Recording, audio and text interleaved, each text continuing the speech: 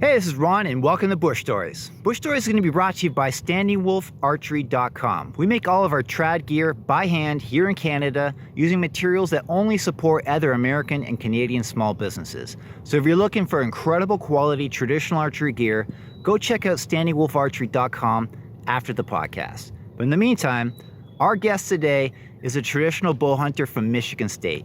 He's the current acting president of Compton Traditional Bowhunters, which is an incredible organization, and he's going to share some amazing bow hunting stories that he did in Alaska that almost cost him his life. You're not going to want to miss this.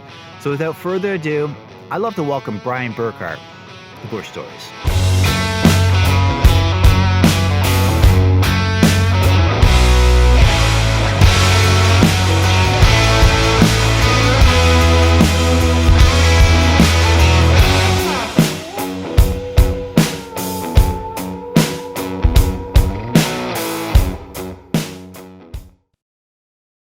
Hey, I'm back.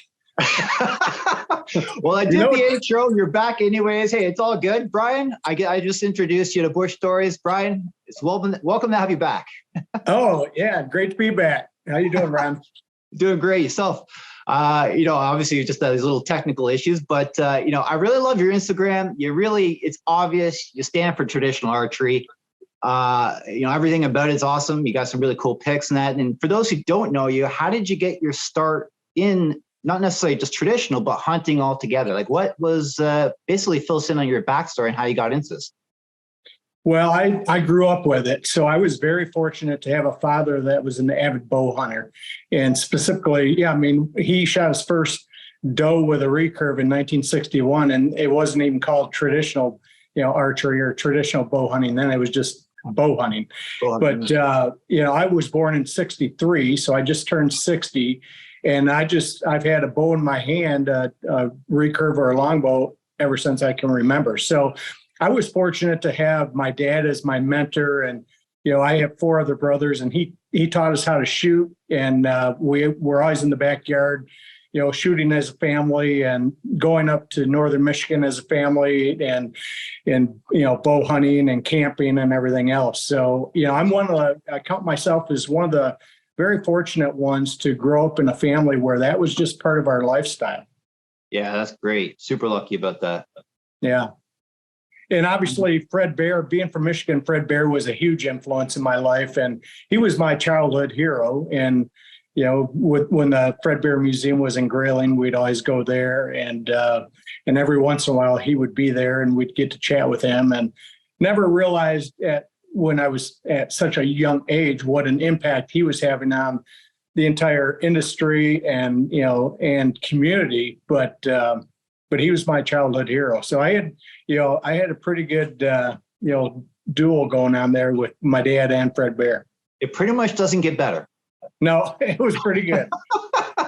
That's about as good as it gets. The father-son hunting experience and like the mentorship. I mean, it doesn't get better than that, first of all. But having Fred Bear so close, so personal in your state, and you're super fortunate just to have that alone. That's amazing. Yeah, it is. I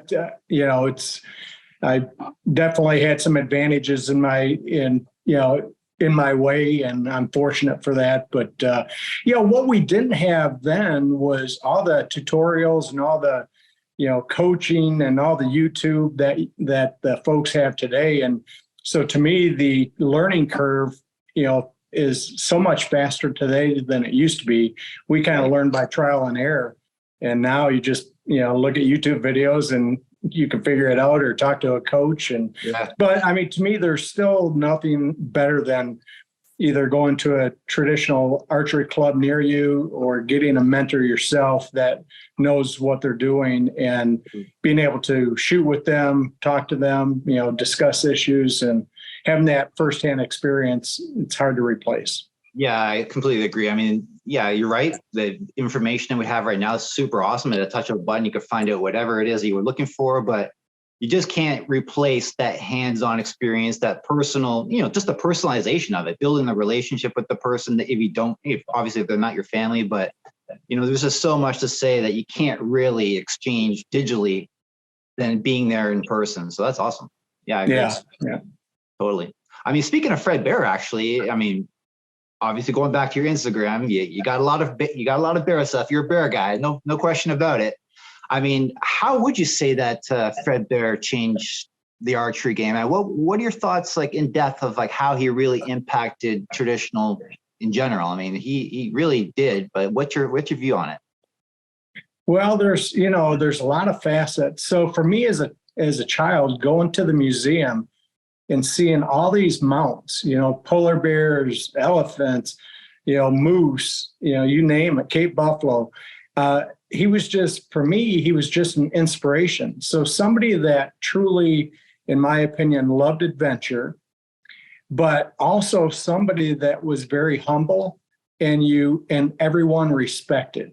Right. And so, he wasn't there. I mean, he was obviously promoting his company and promoting archery in general. I mean, that was his reason for being and what he was trying to do. But he was very humble about it and, very much a gentleman. And anyone you talk to that knew him, in Grayling, Michigan or around the country, always had great things to say about him. So kind of speaks volumes about the man himself. But, obviously he had a lot of patents, so a lot of new inventions. The takedown recurve, which is my favorite bow still today, was way ahead of his time. So he developed that in 1970. Yeah, and then the mag riser came out in 1971. And so, you think of that long ago, and it still stands the test of time, and it's still my favorite bow to hunt with. And you don't have any tools. You can interchange the limbs. You can to get different weights, to get different bow lengths. So it's just a really adaptive piece of archery equipment that was, in my opinion, way ahead of its time. But it's one where I really like connecting the past with the present. So I like that legacy part of it too. So I guess I'm a little sentimental in that regard. But at the same time, I've got a lot of custom bows too. So, I've really enjoy, I mean, to me, they're works of art, and people put their talent into their craftsmanship, and they create works of art. And so when I look at a bow, the last thing I need is another bow. But guess what? I've got 4 more on the way this year. So it just happens over time. So welcome to the club. It's all part of it. Yeah. Yeah. Well, that's great. Yeah, I hear you. I mean, he's talking about Fred Bear. Yeah. So iconic, so legendary. Even if you didn't necessarily grow up in that era, his legacy, you're involved. If you are interested in traditional, Fred Bear. Yeah. So just that type of impact is incredible. I mean, that's just goes down with the greats, like historic greats. Like it's just, that's exactly what everyone hopefully should strive to be, like leave that type of memory, but it's pretty rare to be that type of special person that does that. Yeah. And I really think it's important for the generation coming up now to really understand the history of traditional archery and, the seasons that were fought for, by the likes of, Glenn St. Charles and Fred Bear and many others. But there was a lot of time, effort, passion, and money put into really getting traditional bow hunting seasons. And you see now that, crossbows are getting introduced into archery seasons. I think it just happened in Minnesota just recently. So it's just, it's one of the things. We have a hunt committee, and we're working to preserve through Compton, working to preserve the, bow hunting seasons, right. But they're constantly under attack. So, you've got to be, you've got to just always be on guard because everybody wants a piece of our seasons that, are very generous, actually. Yeah. Well, let's talk a bit more about Compton, because I'd love to, have you explain, because you're the acting president of it right now. And what better person to explain it than yourself? But for those who are not familiar with Compton, can you just kind of touch base on maybe the history, kind of what you guys are doing right now, the benefits of being a member, and obviously like how you got involved in it? Yeah, so it was actually formed in 1999. And prior to that, Glenn St. Charles wrote an article in Traditional Bowhunter magazine titled It's Time. And it was really saying, the advancement of the compound, and then with a traditional bow, the gap was getting wider and wider. And Glenn's premise in that article was, it's really time for a national traditional bow hunting organization. And one didn't exist at the time. And so, there were a small group of guys that got together, and it was at a Pope and Young convention. And they made a decision, it's really time to start a national traditional bow hunting organization. And that was the formation of Compton Traditional Bowhunters. And it was actually incorporated in November of '99. And the main purpose was to promote the positive aspects of traditional archery and traditional bow hunting. So it wasn't to slam the compound or anything else. It was really saying, hey, we've got something special here with traditional archery and traditional bow hunting, and we want to accentuate the positives of that. And so that's kind of the brand, if you will, of Compton Traditional Bowhunters. I would say another piece of the brand is it's very family friendly and family focused. So next week we've got our Compton Rendezvous, which we'll have 3,000 to 4,000 people come through over the weekend to our rendezvous, and it's just all focused on the family. So we have events for the ladies. We have a skillet toss. It's a blast watching the ladies throw a skillet. We've got aerial shoots. We've got 4 3D ranges. We've got Dutch oven cooking for the kids. I mean, just a lot of we've got youth shooting stations where they go blood trailing, 3D shooting balloons. I mean, depending on their age. And it's just really, the whole event is, camping, and it's all about traditional archery. We've got tons of vendors that they fill up a 60 by 200 circus tent. And then we've got vendors that actually are outside as well. So that's jam packed. You can get anything you want. But, to me, it's really, Compton's all about promoting traditional archery. So if you're a traditional archer or a traditional bow hunter, why wouldn't you want to be part of that group and perpetuate what we all enjoy? And we call it a national organization because it's actually incorporated in Colorado. But it truly is a global organization because we have, other members from, obviously in North America and Canada, Mexico, and then Europe, Australia, you name it. So, we call it the National Traditional Bowhunting Organization, but it's really bigger than that. So it's, we've got a great magazine that comes out quarterly that's got a lot of articles from the members. We keep all the members up to date on the happenings of Compton. And, for a small price tag and a few cups of coffee, you can be a member of, the only national traditional bowhunting organization. And I'll call it international since it really is. Yeah, it sounds really cool. I mean, as far as your involvement, how'd you get involved? Well, I've always been, so let's see. I've been a longtime member. I'm a lifetime member. I think my member number is 47. And so I've been in the game, so to speak, early on.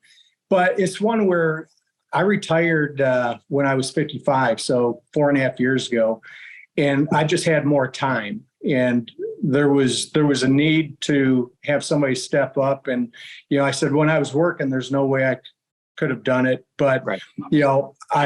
It's time for me to give back to a passion and a lifestyle that's given me so much.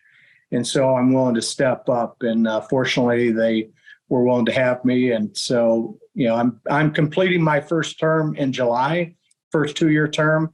And then I'm planning on, re-upping for another 2-year term. And then we've got to figure out who's next. Yeah. Well, that's great. Congratulations. That's awesome. Yeah. Thank you. Oh, that's great. I mean, kind of sticking with a bit of the same. So I guess it's not necessarily, but, you're just surrounded by such great archers. You're surrounded by such great people. I mean, it just sounds like an awesome thing to go down. I'm very interested personally, and I would highly recommend people checking out your guys' website, which, I'll try my best to put the links to everything in whatever video format this is going to be. But, I'm sure you get some great stories. And because this is bush stories, I want to keep the focus on you, though. So you probably heard some pretty cool stuff around the campfire, but let's get this about your campfire stories. What really stands out in your mind as something you would always want to share given the opportunity? Or what's been like the craziest hunt, the craziest game you've hunted, maybe something that's totally gone unexpected and like just blew up in your face? Like, what is the story or stories, depending on your time frame here, that you'd be open to sharing that really stands out? What's the bush stories you would love to share ultimately? Well, I'll tell you, I've got a lot of adventures. I love moose hunting. That is my favorite animal to hunt. And I've moose hunted every year since 2008. So I go to Alaska, get dropped off, hunt with one other person, and we go for 20 to 25 days, and it just experience solitude. So my preference is to share a camp with somebody, but hunt separately and then meet back at night. And then, if you get a moose down, you're both in it together, it's teamwork at that point. But 2016, I don't know if you've heard of a guy named Monty Browning. Yeah. He's pretty well known, within the traditional community, and he loves adventure. He's a crazy man, and they don't make them like him anymore. But anyway, him and I were hunting together in 2016, and I'd seen this bull come out with this cow 4 nights in a row, and it was over a mile away. And I told Monty at the campfire that night, I said, if that cow and bull come out again, I'm gonna go after him and make a stalk. He's like, that's over a mile away. That's a lot of work if you get a moose down. He said, plus you're never going to find them a mile away. Once you because when you're on the side of the mountain looking into the valley, it looks pretty open. But when you get down into the valley, then everything's over your head. It's really tough to see. But long story short, the next night I'm on the side of the mountain glassing, and I see this cow and bull come out. And I'd seen this bull chase off other bulls, so I knew he was pretty aggressive. And there was this little water inlet that I could see on the mountainside that kind of worked its way right towards this thick spruce. And then they were bedded in this open area, while the cow was feeding, but the bull was bedded. And I'm like, if I can follow that water inlet and then get to that dense spruce and then look for that opening, I think I might be able to find them.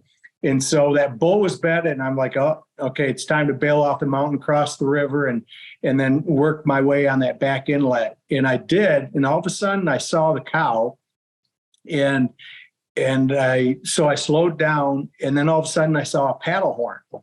And I'm like, there's no way that big bull would have let that paddle horn take that cow.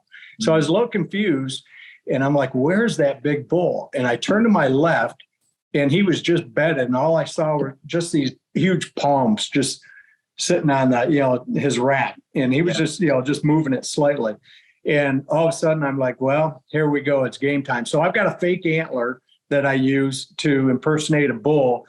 And I love the situation where I've got a cow and a bull, and I'm going to steal a cow because something's going to happen. And I love that. Somebody's going to get hurt, and hopefully it's the bull. But anyway, I had a caribou longbow. Do you know Abe Penner from Canada? The name doesn't sound familiar to me personally. No. Okay. Well, anyway, he makes caribou longbows. Okay. And anyway, I had one of his longbows, and I knocked an arrow, and then I got my fake antler in my right hand, and I just start walking towards the bull and rocking, and that got his attention. I mean, he immediately got up and just started posturing, rocking. I call it the trance dance, but where they just posture to say, you really don't want a piece of this. You're going to get hurt. And the cow was just watching everything, and the paddle horn's just saying, what, he's confused. He's like, what's going on? He kind of scampered off a little bit. And the bull's just, we're in this opening, and this bull's just keeps coming right at me. And I'm trying to work around so I could get a broadside shot. Yep. And at 30 yards, he just made this roar and put his head down and just and came right at me full steam. It looked like a high-speed bulldozer. Jeez. And I honestly thought I had written my ticket that it was all over with. But he stopped at 20 yards, and he rocked enough to where he opened up his chest, and I just pulled back, and I just watched that arrow go into his chest, and I thought he was going to run off. No, he came right at me again. And at 10 yards, he just started to wobble a little bit, and then he ran off and ended up crashing. But it was truly. I've been charged by a grizzly bear. I've killed a wolf at 7 yards, but that moose charging me that close, that is the most scared I've been. The grizzly charge, I didn't have time to get scared. It happened so fast, but I truly thought I was a dead man with that bull moose. Damn, that's crazy. Wow. It was pretty crazy. So I went back to camp in the campfire, and I met Monty. It was dark at that point, and he said, "Hey buddy, how'd you do?" And I'm like, "Monty, I killed that bull." And he just like, amazing. It was pretty cool. And then we actually went out the next morning, and he walked right up on it, and it was a pretty cool moment. And then packing it out over a mile away, that was not a lot of fun. So it was a lot of work, but it's something where you just keep grinding it out. And then once you get back into camp and it's just this big relief that you got all that meat back in camp or at the airstrip ready to, for the pilot to pick it up. So it was pretty cool. That's awesome. Yeah. You go in with clean underwear, you walk out with a total mess. Yeah, it was, I've been in some pretty scary situations, and I'm pretty calm in those situations. But this one, I truly thought it was all over. I mean, that flashed through my mind. It really did. And, when I had a grizzly charge in 20, let's see, I'm trying to think, I think it was 2015, it was 2014.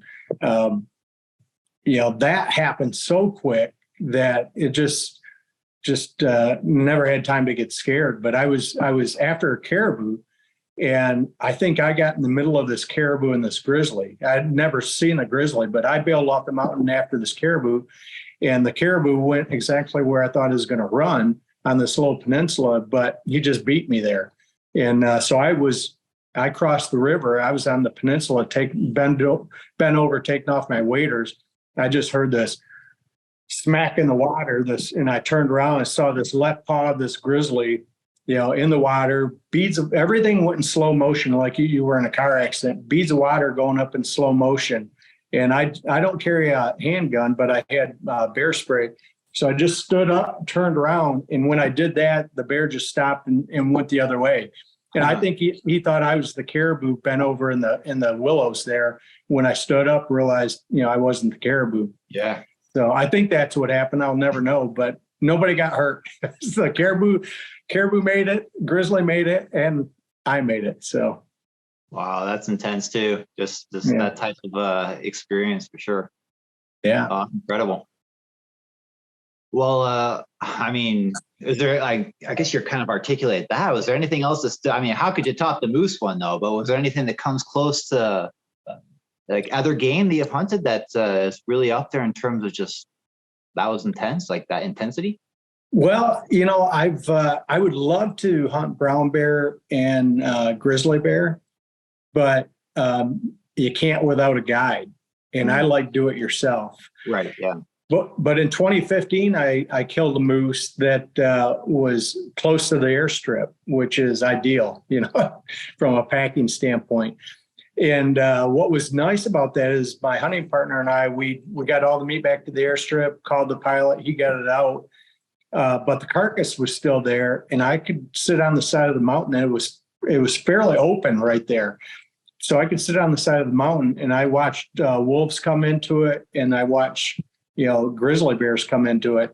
And I was able to, stalk within like 75 yards, knowing that I couldn't shoot the grizzly, but I just wanted to, have that experience. Yeah. And I got about, 50 yards away, and then all of a sudden that grizzly just turned and looked at me, and I'm like, all right, I guess I'm done, because I can't do anything and I don't want to provoke anything, but I would love to. I would love to hunt them.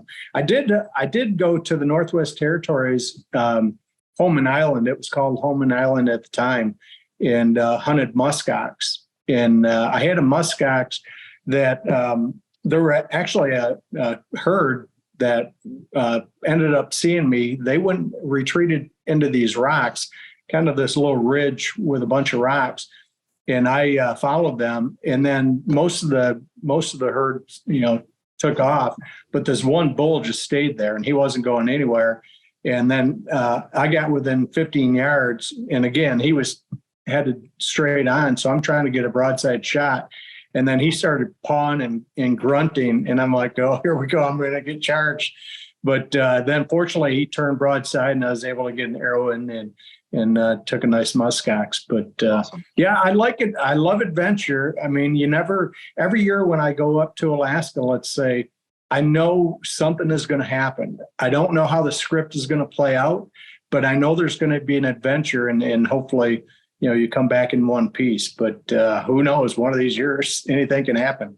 Knock on wood. Obviously, nothing happens, of course. Yeah. Yeah, Alaska just has that aura about it, doesn't it? Like the final frontier of just wilderness. Well, and yeah, where I go, I don't see another person other than my hunting partner. So I love that solitude, and that it really is a great time to reflect on your life, and and it puts everything in perspective, because you're looking at this enormous, vast wilderness, and you feel super small, super tiny, super insignificant. And I love that. And it really helps, put your mind into perspective on what really matters. And so I just love that part. And the part I don't like is, after being in the bush, 25 days, going back into civilization it's really like that re-entry is like a culture shock. Yeah. And I never enjoy that part. You have all this, meaningless chatter going on, and a bunch of busyness, and you just want to be back in the bush. Yeah, I hear you. I think it really goes to show, like, if it feels that off, I bet you a lot of it really is not what we're meant to be doing then. Yeah, I think there is value in immersing yourself in nature. I mean, I think there truly is a therapy to that, and being close to God, and and enjoying that creation. So there is, for me personally, there's a ton of value for that. But when I was working, I had a pretty high stress job, and I remember getting back into Fairbanks and turning on my phone, and I'd have on vibrate, and the thing would just vibrate nonstop with emails and everything else. My blood pressure would just start going up, and I'm like, this is not good. I need to retire. So thankfully you did, and you get more time to do what you love. Yeah, and that's what it was for me. Is you get to that time versus money equation, and I'm like, I can't buy time, and I want more of it. So yeah, exactly, 100%. Just make the most of what you got, right? It's just time is so precious. Yeah, I just love adventure, So it's one where now I've got the time to, I'll have a friend call me up and say, hey, I'm thinking about going on this hunt. You want to go? I'm like, sure, let's go. I like adventure, so. Yeah, that's awesome. I'm very blessed, and feel very fortunate to be able to do it, and but I'm having a great time at the same time, so it's a lot of fun. That's fantastic. Hey, one of the questions the stories are amazing. Thank you, by the way, for sharing that. Yeah, that's awesome. But one of the questions I really love to know, because you have, like you said, you started right from the beginning, so maybe this might not even apply to you, but I always find it interesting to find out for the next generation, maybe listening to this, what advice would you give? Like, if you were to coach yourself from the very beginning, I mean, you had your dad as a mentor, so he probably shared everything that he thought would be the most beneficial to you, like form, structure, shooting, how to hunt. So, but is there anything you felt that looking back, like, reflecting back, I wish I could change this up, so maybe it would have made me, a better archer now? Or is there anything that you would reflect on that you would maybe change up and like tell yourself to do a bit differently? Well, I've got to think about that a second. I was very fortunate with my dad. He was an excellent, shot. So I started out with a pretty good coach, I would say, and a mentor. And for the folks coming up, the generation coming up now, like I said before, I would connect with a mentor, somebody that really knows what they're doing at a local club, or get a coach and get that shooting process down. But I think even more important than that, for me especially, because of what I like to do, is learn the woodsmanship. Spend a lot of time in the bush. So the more experiences you have, the more failures you have, the more observations you have, the more you learn. And so, if you can connect with somebody that you admire as a traditional bow hunter, and you can spend time with them and learn from them, that will accelerate that learning curve. But I would say woodsmanship and learning how to hunt and get close to animals is more important than being a terrific shot. I mean, if you're at 15 yards, you can be a decent shot and get it done. And, I think you should work on both and be as proficient as you can on both aspects. But if I had to pick, where would I spend the majority of my time? If I'm a decent shot, I'd spend the majority of my time on learning how to hunt and get close, learning animals, how they behave, and what it takes to get it done. Yeah, that's great. Really like that a lot. I think that's so overlooked. It's just not appreciated enough. Everyone focuses on getting a tight group, but you can spend all the time you want in your backyard shooting, but how many opportunities can you actually stalk and get close successfully and learn from that experience? The moments are so fleeting, right? Absolutely. And shooting a target is nothing like shooting at a live animal. And so, understanding animal behavior and, when's the right time to shoot is really key too. So, and everybody's going to make some mistakes. I certainly did. And you learn, when you make a mistake, hopefully you can learn from them. But, I would say every time you go out into the bush, into the wilderness, go with the mindset of, okay, I need to learn something. What am I going to learn today?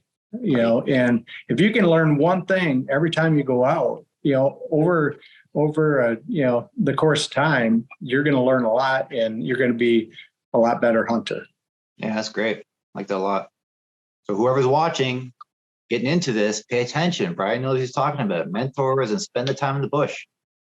Well, and Ron, we talked about this earlier a little bit, but, to me, also appreciate the history and learn about the history. So, it's neat to kind of, you're in today and all that, but I think we owe a great debt to the folks that kind of paved the way for us and blazed the trail. And so give some reverence to, the folks that came before us that really put in all that time and effort to have what we enjoy today in terms of archery seasons. Yeah, I hear you. I mean, especially because the world's just changing so rapidly before our eyes. It's, how would you say, where do you see traditional going in the next, I was going to say 10 to 15 years, but where do you see even going in 5 years, just with the rapid change of, just with government imposing new restrictions, just with everything happening, where do you see it going? Well, it's kind of, I guess from my perspective, there's two dynamics. We're always hunting in general, I would say, not just traditional archery and traditional bow hunting, but hunting in general seems to be under attack, all the time. So we need to be diligent and basically, spend our time, passion, money to, prevent or to preserve what we've got today. And actually, our traditional hunt committee within Compton, they're having some success promoting traditional archery to get back some bow hunting opportunities, because it is a limited, range, weapon. And so you can have a lot more time in the field and have a lot more hunting opportunities without having a negative impact on the resource. So, there might be some opportunity there. But But the other positive aspect I would say is you've got a lot of folks that are in the compound world right now that really want additional challenge. So we've seen growth in traditional archery from people that are migrating from a compound into a longbow or a recurve just because they said, hey, compound is great, but it's kind of like losing its luster and I want a little more challenge. Yeah. And so they're coming into the traditional community to get that additional challenge. So I think that's great. We've seen, pretty tremendous growth within Compton. And, I expect that to continue, for the near term for sure. Yeah, that's great. Yeah, that makes a lot of sense. I can understand, I personally started with a compound bow, so I'm not bashing it anyway. It's a great tool. It's a lot of fun still too, but I can understand like once you've maxed out on what you could possibly do with a hunt with the tool, what's the next thrill? What's the next challenge, right? Obviously, let's get closer. Let's get with a tool that now I don't have a sight pin. I have to kind of use a lot more of my own technique and skill to actually take down this animal, harvest it properly, and still use what I've learned to achieve that goal, right? So. Yeah, and even with traditional bow hunters, you can, there's different degrees of challenge too. You can say, hey, I want to focus on getting, a certain age class deer, or I want to get a deer from from a natural ground blind, or you name it. You can set your own goals and make your own challenges, and the more challenging, the better from my standpoint. So, I hear you totally. That's part of the adventure. The challenge is the adventure. That's the memory right there. Yeah, and it's kind of neat when I've got a lot of non-hunting friends, and when you share stories with them and show them what you accomplished with a stick and string, they're like, "You did what?" So I think it's kind of neat that when you look at the world population, such a small percentage of people are traditional bow hunters, and accomplishing what we're doing with the equipment that we've got. So I think it's pretty cool from that standpoint too. Yeah, I agree. It's like a testament to what humans can really do, right? I mean, with such a limited thing, a stick and a string, we can still get it done, right? Exactly. I love it. Well, Bryan, you've been awesome. Such a great guest. And, I love for people to go check out Compton, get to know it better and obviously support it by joining. It'd be such a great thing to do. It seems like such a great initiative. And for those who want to find you online, how do they find you online? Well, the best way is to go to our website. So it's ComptonTradtionalBowhunters.com. And then, you can look at, all the events we've got, and, there's an easy button to become a member, and we'd love to have you. And then we're also on social media. So Compton Traditional is our Instagram, and then Compton Traditional Bowhunters is our Facebook handle. So awesome. That's great. So you heard it there, guys. Go check it out. Go join up, become a member, get involved and trad, and keep the legacy going. All right. Well, hey, appreciate it, Ron. It's great chatting with you and getting to know you a little bit, and appreciate everything you're doing with the podcast and your support of traditional archery and traditional bow hunting. Well, you too, Bryan. I really appreciate being a guest, and obviously what your efforts and that you're making in the community. It's really, really fantastic. Thanks so much, Bryan. All right. Take care.